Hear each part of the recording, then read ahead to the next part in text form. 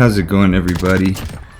So I've taken about a week since my last video, really been trying to think hard on what I wanted to talk about, what I wanted to make some content about.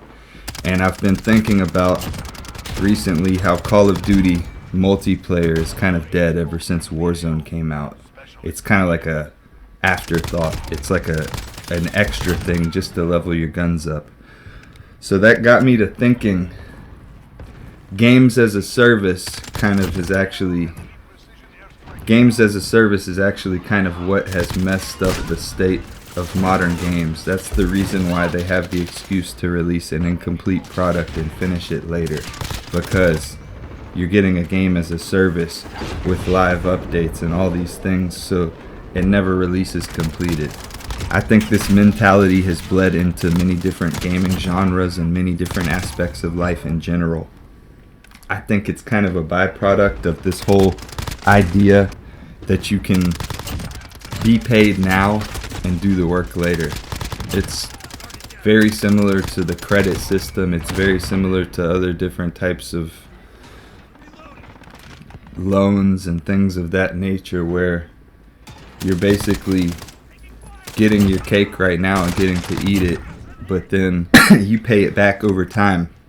The only difference is with this, we're not getting any interest. We're not accruing any interest for the fact that we're receiving a broken or unfinished product at the start and then having to wait for it to improve over time. I feel like the release of Elden Ring recently as a non-games as a service game is clear evidence that a game just needs to release as a good game, completed. It doesn't have to be perfect, because clearly Elden Ring has some stuttering issues and some frame rate drops and stuff like that for people that are on PC. But for the most part, it's got great scores across the board. Everybody's loving it. So with that said, looking at all these other games that come out and everything, is it better for a game to release within that fiscal year to meet that quarterly quota, or is it better to wait an extra year for the game to come out fully finished, maybe be able to garner some awards?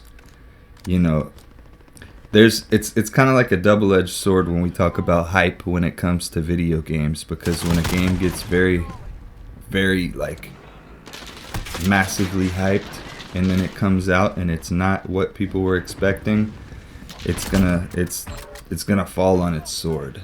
I think one thing that's massively important for video game companies to keep in mind is there's a time frame of interest where people care, and then there's a point where they just stop caring and they move on. And I think they need to understand that there's really a small time frame where they need to take action, and if that action isn't taken, it becomes a missed opportunity. Let me know what you guys think about that. Like, for instance, there's probably some people in the Diablo community who think ladder hasn't dropped soon enough. There's probably some people who think, you know, if ladder dropped too soon, maybe they wouldn't iron out all the things that they need to get just right. You know, some people wouldn't want ladder to drop with certain things considered unbalanced in their opinion or whatever, or if there was any major bugs or glitches. I'm sure none of us would want a ladder to drop in a glitchy state. So all in all, I wanted to make this video just to pose a question to you. How long do you think is too long to wait for a game to get really polished off, you know, before you get disinterested? And also, in addition to that, would you agree that maybe Call of Duty as a multiplayer title has fallen off a little bit since Warzone? Is that style of shooter game just less popular?